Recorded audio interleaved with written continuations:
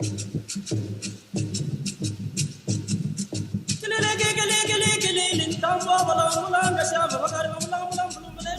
am Daniel Shungo.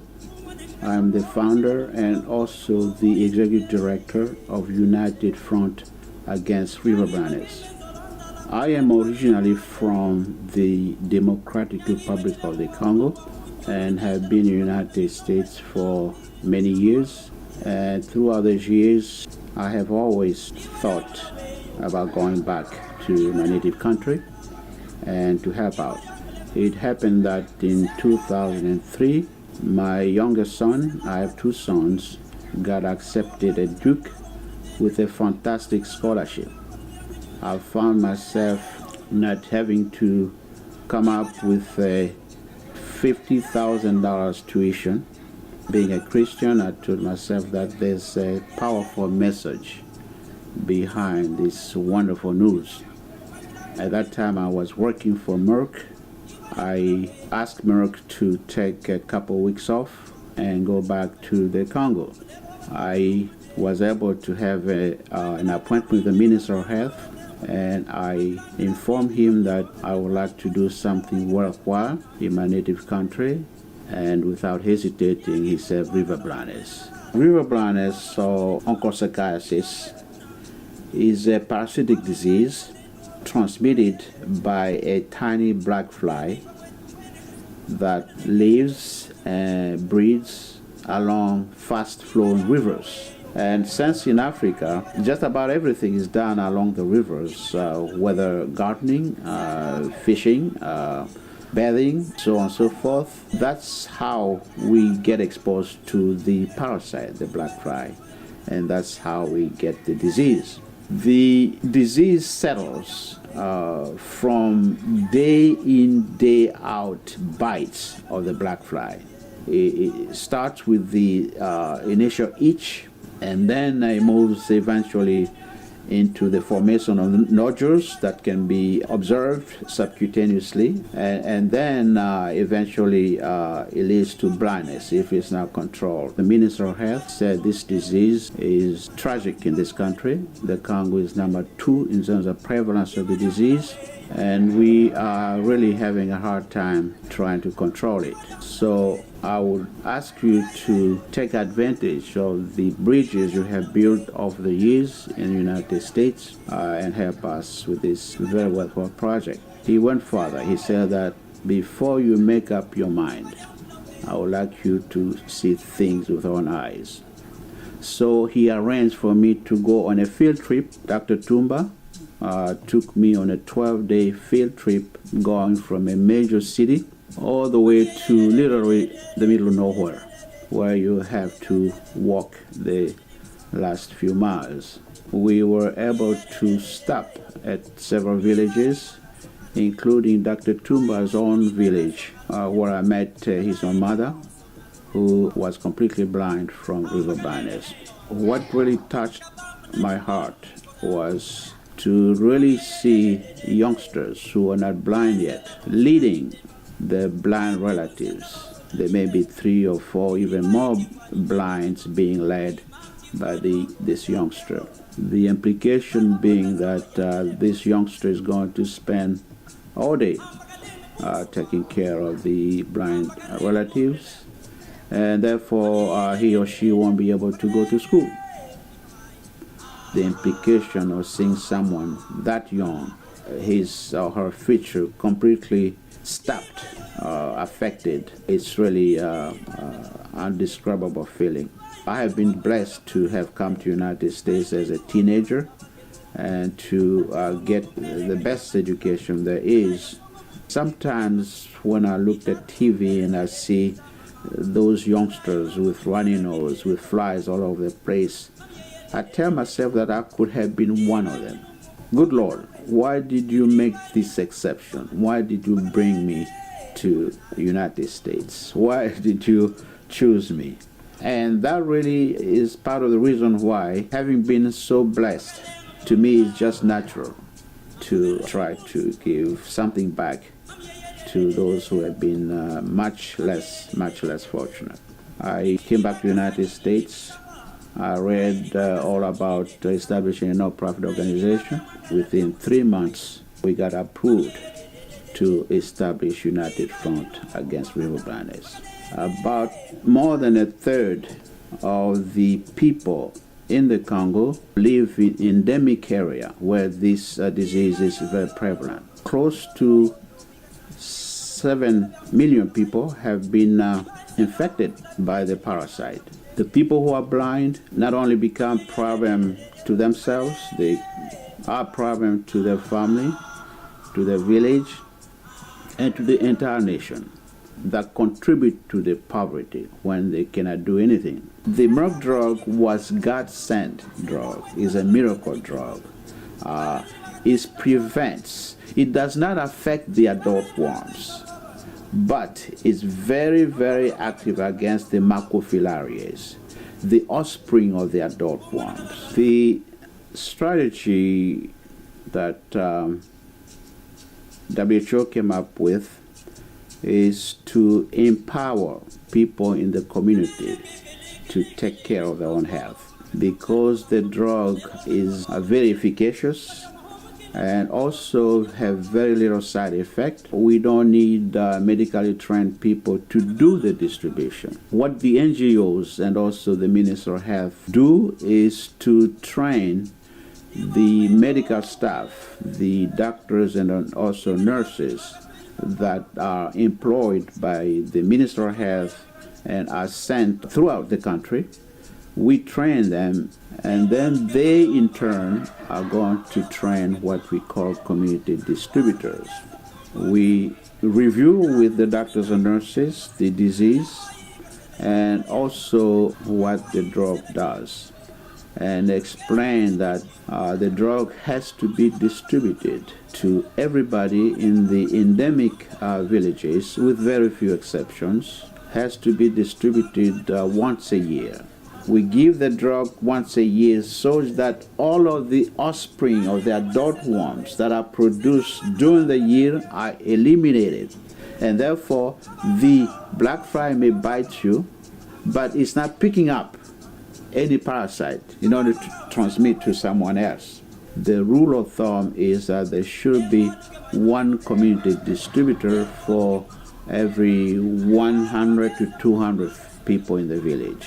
One of the first things that the community distributors do is to go from household to household with a notebook to put everybody's name. The community distributors comes back with the drug and a yardstick to measure people's height, because the dose of mectizan, the Merck drugs used to control and eventually eliminate this disease, the dose is determined by height. 90 centimeters, 1 pill, 120, 2 pills, 140, 3 pills, anybody 160 and above centimeters will be taking 4 pills.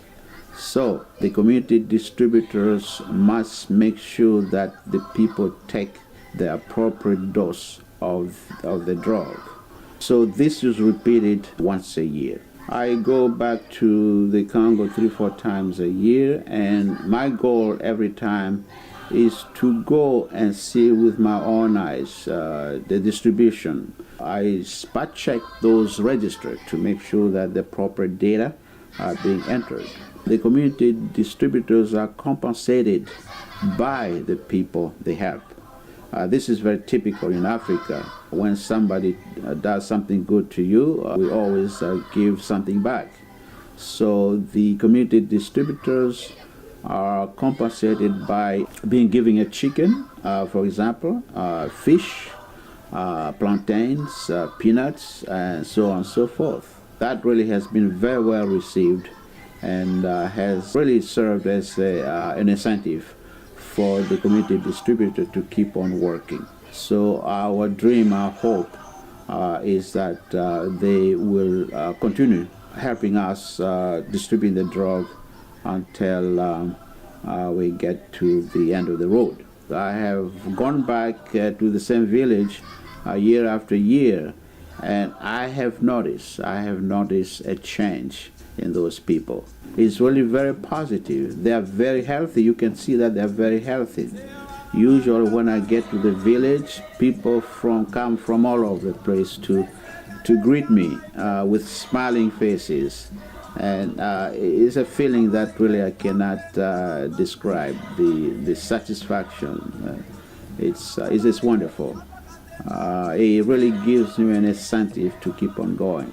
In some of the villages where there may be a delay in distributing the drug, the people start asking us, where is my drug? I have not gotten my drug this year. What's going on? So that's a very, very good sign that people look forward to getting the drug. Since they have to continue taking the drug for at least 10 years, that's really a very good sign that there's a desire. We really don't have to talk them into taking the drug. They themselves would like to take the drug. So that kind of interaction, that kind of feedback from the population really does keep us going. Our mission really, our dream, is to have a country where this disease has been done away with. And it's doable if we can stick to the WHO roadmap and also protocol of giving the Merck drug once a year for at least 10 years. We will be able to eliminate, not just control, but also eliminate this disease. We know that there's a light at the end of the tunnel. It's doable. So that again gives us the incentive, the desire to keep on going. So we are committed. We are committed to not just control and eliminate river blindness, but also using the same platform, using the same strategy, we can eliminate 4 other diseases that all 5 of the diseases contribute to about 90% of the poverty in Africa.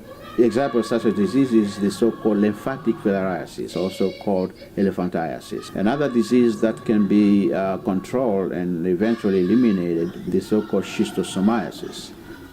The other disease that can be controlled in the same way are the intestinal worms. The 4th disease that is also quite prevalent is trachoma. Trachoma is an eye disease caused by a bacterium that can cause blindness, especially in children. So our dream is to get rid of those 5 diseases so that everybody in those endemic villages leads a decent life, become rich, so to speak. And especially those kids will now be able to attend school. That's really our dream, a country without the misery, the tragedy of these diseases. It's quite clear that we have contributed into changing people's lives. That's a feeling, that's a reward that really is indescribable. It gives me satisfaction that I have not kept the blessings that the good Lord has given me to myself. I have shared with other people to impact the lives of other people. I think that's really what, to me, that's what is rewarding. I'm also very grateful to those who have contributed from near and also from far to supporting UFAR and making these accomplishments possible. A few years ago, we came up with this program, the Adopt a Village program, whereby if somebody contributes a minimum of $250, they can own one of hundreds and hundreds, thousands of villages in the endemic regions. The $250 has been used to, first of all, get a bicycle to facilitate the movement of the community distributors. We have used those funds also to provide some small incentives to the community distributors, the hats, the t-shirts, the medal. Those are the items that we provide to the communities On the other hand, for those who contribute, we provide them with a certificate. A certificate indicated that such a village has been adopted, and also in addition to that certificate, we would give a photo of the chief of the village and some of the people in the village. The Adopt a Village program really has been very well received. Also, gratitude goes to Merck, because without the drug donation, what we are doing now will not exist, will not be possible. The decision to provide those drugs free of charge until these diseases are controlled, eliminated worldwide, is a major, major, major commitment. And I think everybody should be thankful, should raise their hats to the pharmaceutical companies. I think the success of this whole project lies on the so-called partnership. Thanks to the partnership, we are able to reach some other regions and to make sure that nobody is left behind. DRC, the Congo, cannot be certified as having eliminated riverblindness unless the entire country, all these projects have been successful. Initially, we were just training about 3,000 community distributors. Now we are training close to 45,000 community distributors. UFAR expanding in support of other projects really is a win-win situation. So really thanks to End Fund, thanks to South Savior, thanks to Schistosomiasis Control Initiative, we are able to do what we are doing now in DRC. We cannot do anything by ourselves, but by joining our forces. In French we say l'union fait la force, which means that together we are very strong. We can do just about anything. And I think this the river blindness story is a clear example of how partnership can move mountains. Yeah.